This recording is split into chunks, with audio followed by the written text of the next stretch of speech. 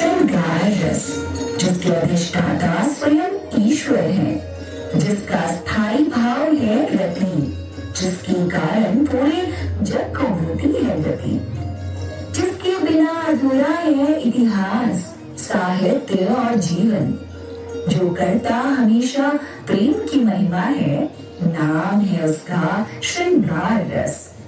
पशु पक्षी मनुष्य जीव हो या कुदरत का कोई भी किरदार, उन सब में इसी की झलक होती है। स्वयं देवों ने भी इस रस का गुणगान किया है।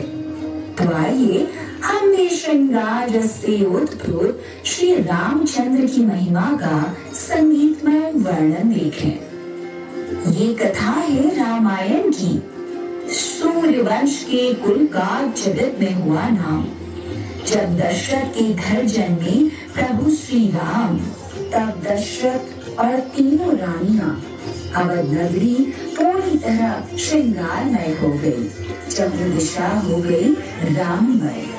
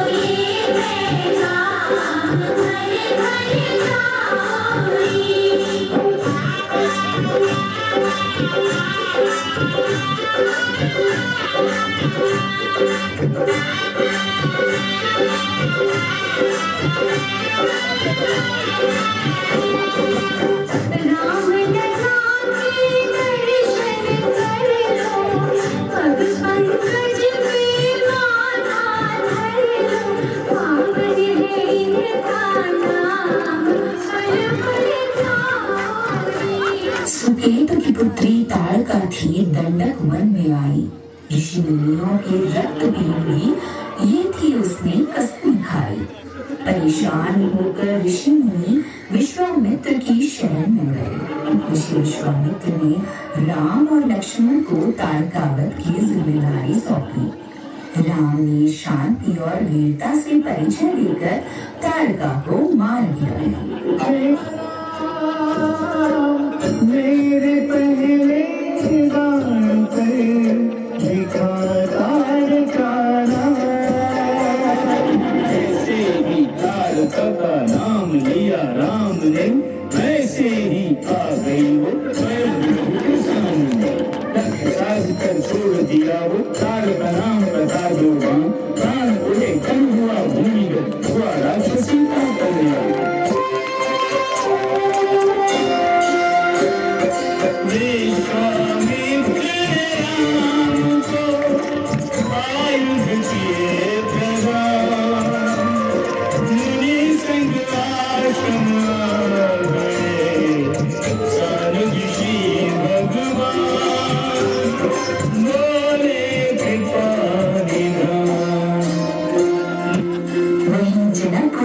लक्ष्मी स्वरूप जनक नंदिनी सीता के विवाह के लिए महाराज जनक चिंतित हैं। एक सखी के पूछने पर सीता माँ अपनी सखियों से कहती है, नगरी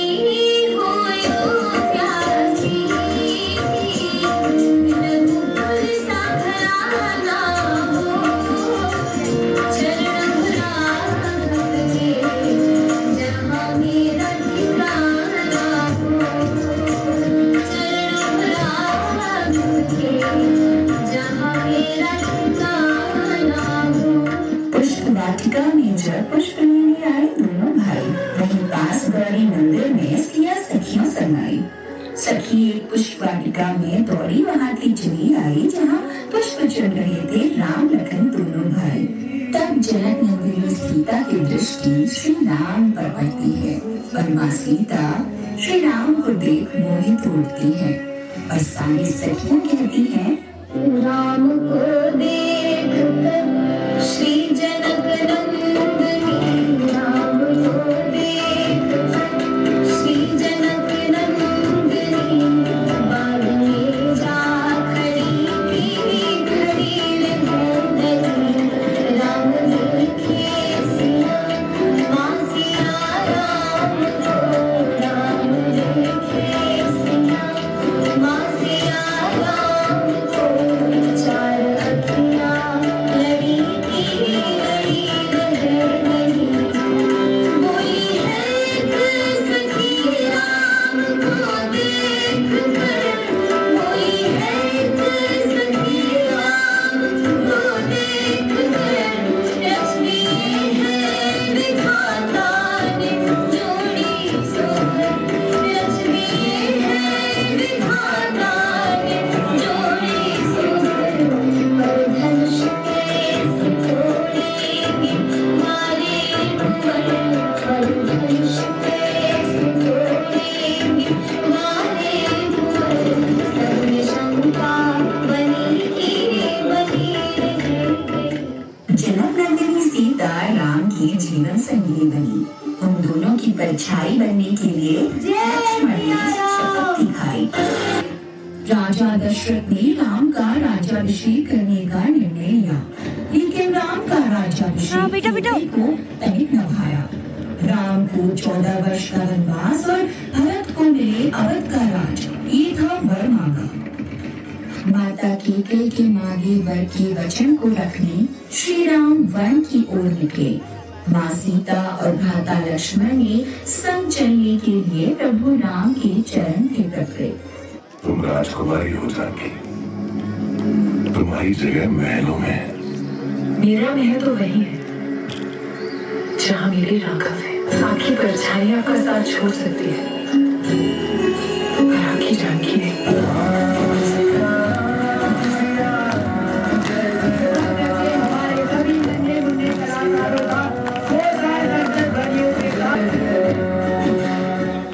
पंचवटी में सूर्पनखा का हृदय राम पर था आया। राम के सम्मुख उसने विवाह प्रस्ताव रखवाया, पर मर्यादा पुरुषोत्तम ने इसका विवाह प्रस्ताव था ठुकराया। तभी सूर्पनखा अपने राक्षसी रूप में आई। दशानन रावण की बहन हूँ मैं, ये बात उसने बतलाई।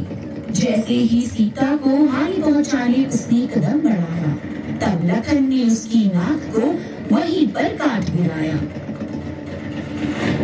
दशानन घोर अपमान को कर न सका सहन, जोगी वेश में छल से किया सीता माता का हरण।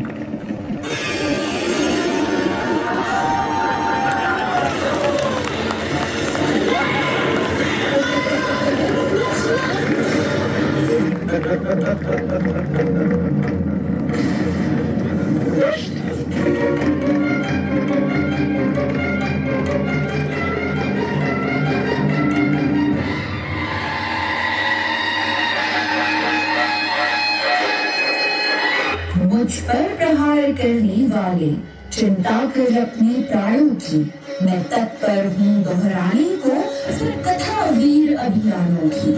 वीर रस जो कि वीरता, बहादुरी, आत्मविश्वास, ऊर्जा और उत्साह को दर्शाता है। महाबली की गदा की टंकार से, हिल गया ब्रह्मांड की टंकार से। तो आइए श्रृंगार रस से लेकर अब ले चले रामायण को वीर रस की ओर।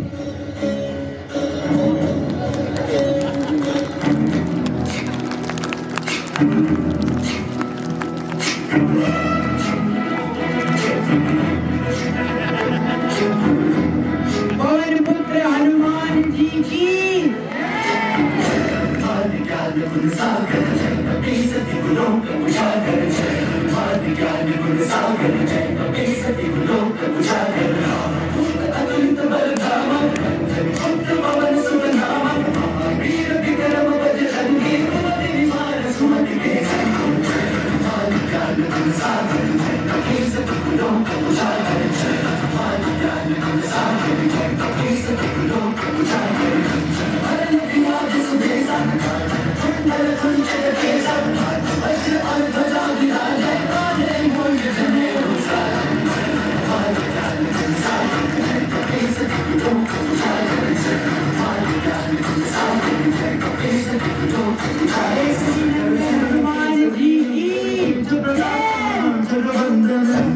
केसरी नंदन तेज प्रताप महाजगवंदन विद्यावान गुणियति चातुर राम काज करने को आतुर विद्यावान गुणियति चातुर राम काज करने को आतुर जय सुनवे परसिया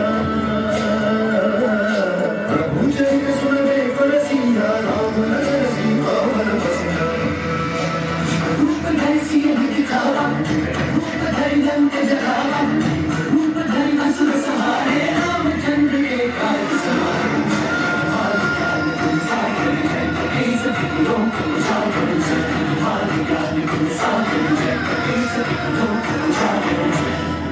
रावण की लंका तक पहुंचना कोई आसान काम नहीं था। भगवान श्री राम और उनकी सेना ने लंका पहुंचने के लिए समुद्र पार किया। इस समुद्र को पार करने के लिए नल नील के साथ मिलकर वानरों ने समुद्र पर पुल बनाया। रामायण के मुताबिक हनुमान जी ने 100 योजन का समुद्र पार किया था और इस तरह राम और रावण के बीच युद्ध प्रारंभ हुआ। एक धर्मराज पर बैठा एक महाबलक पर बैठा दो महारथी दो महाबली संग्राम करते हैं अंतिम चरण में युद्ध रावण राम करते हैं अंतिम चरण में युद्ध रावण राम करते हैं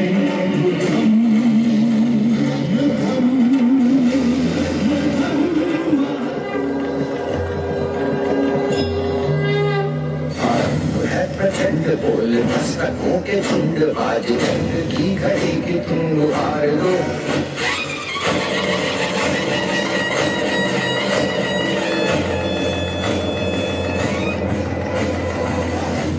प्रचंड बोल मस्तकों के झुंड बाज जंग की घड़ी की तुम उभार दो मान मान शान या की जान नाव दान आज धनुष के बाण पे उतार दो